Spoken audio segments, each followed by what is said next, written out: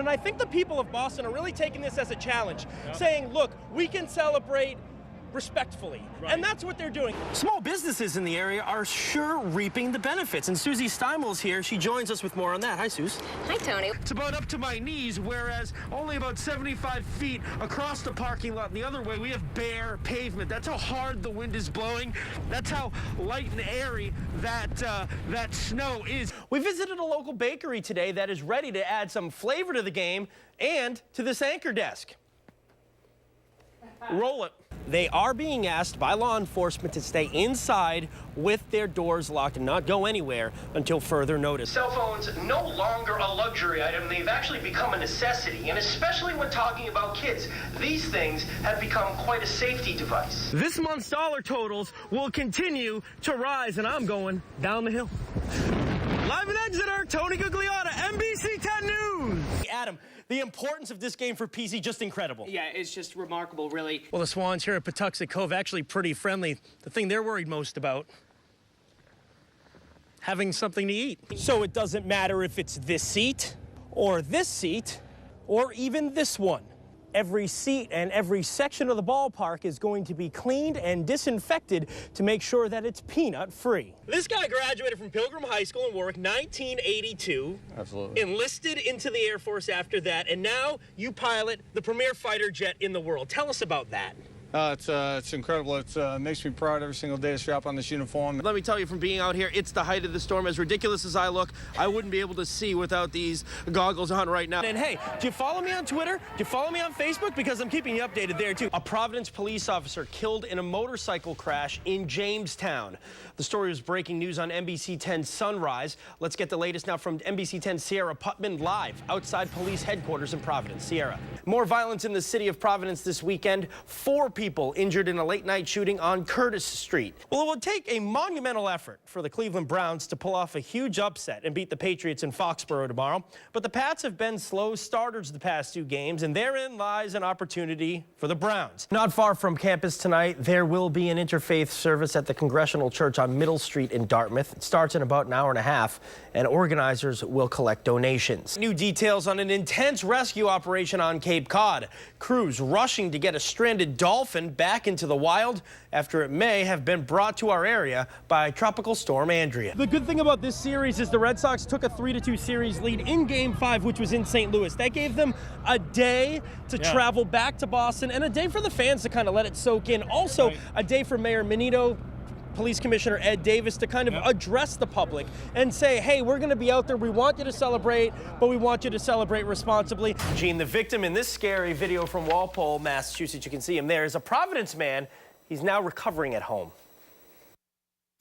For one moment, I think that's the end of my life, you know, and I say, oh, God, forgive me for everything, you know, and I don't believe I'm still right here, right now, and with my family, you know. Ronald Valley shares his memories of this incredible incident, how he escaped death after a car crashes into him and the gas pump beside him. I was very afraid about that, you know, because I think this thing's gonna explode, you know.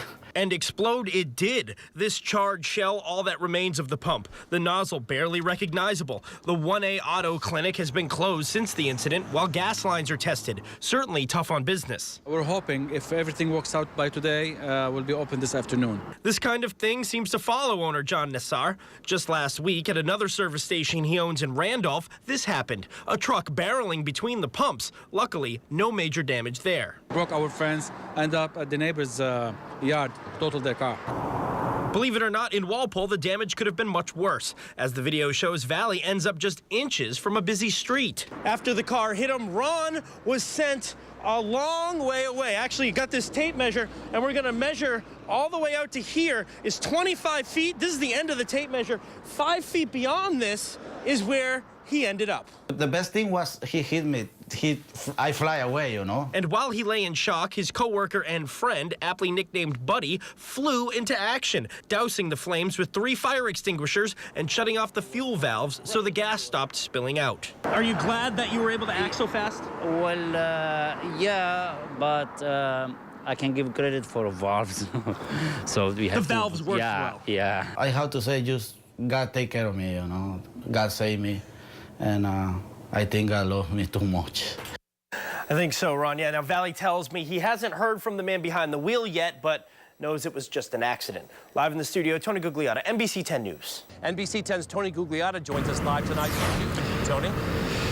Well, Dan, we are here along the racecourse, literally right along the racecourse in Newton, the mile 19 marker. This is the start of the racecourse that, of course, is infamously known as Heartbreak Hill, and it's a spot where one Cranston family used as a symbol this year of a year gone by. Ashley Glenn is running the marathon again this year. Last year, she crossed the finish line 8 minutes before the first bomb went off. Her boyfriend, David Favicchio of Cranston, and his family were waiting for her on Boylston Street. She got a burst of energy on Heartbreak Hill, and it was because of that energy that we're here today, because we would have been waiting for her. You can still hear the emotion a year later. But this is the spot where Ashley's pace increased last year, allowing her to beat the bombs. This year, for her biggest fans, they had to be at this spot to cheer her on. It was very special. We're happy she's doing well, and hopefully has much better memories than last year. A record number of runners participating in this year's Boston Marathon, many of them doing it because of what happened last year. It's very special for me because my husband's running his first marathon, and it's obviously Boston Strong. I couldn't have asked for a better day. He's so excited. He's so happy. Everybody is excited. There's a larger crowd out here this year, all the way up. They came out earlier this year than in prior years, and I think obviously because of what happened. The excitement hasn't dissipated all day. Millions making sure that this marathon is the best one ever. Great group of people. The music's playing. Everyone's here. Boston Strong, baby. As you can see, this part of the race course pretty much cleared out now. Just cleaning crews and police left over. Make sure that everything gets cleaned up off the streets. The crowds have dispersed, but everything here went off without a hitch. Now, coming up at 6, we're going to dig deeper into the security measures taken in Newton. Some very surprising security measures taken, stronger than they had ever been before. We'll get into that at 6 o'clock. Live in Newton, Tony Gugliotta, NBC 10 News. Tony's live at Rhode Island Hospital with the interview you'll see only on 10. Tony?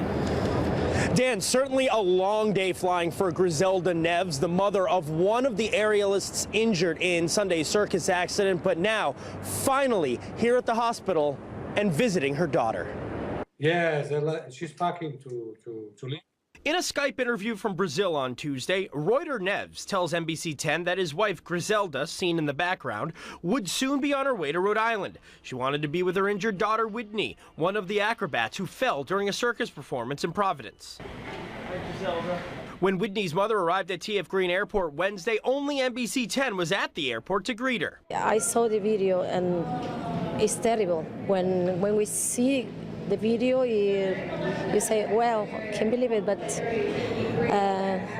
God is so big for everybody and take care for us. Without wasting time, Griselda and I grabbed her bag and headed directly to Rhode Island Hospital, continuing our conversation about Whitney on the way. Always seeing Daddy and Mom working, and from the very early year, she say, I want to be circus performer. Griselda says that Whitney is a fourth-generation circus performer. Both parents were aerialists as well. Griselda says that the circus puts all of the equipment through rigorous testing before any performance, and Ringling Brothers is a world-class operation. He's the best, and take care from all artists, and they have a new props and engineers doing, and all professionals doing the best possible.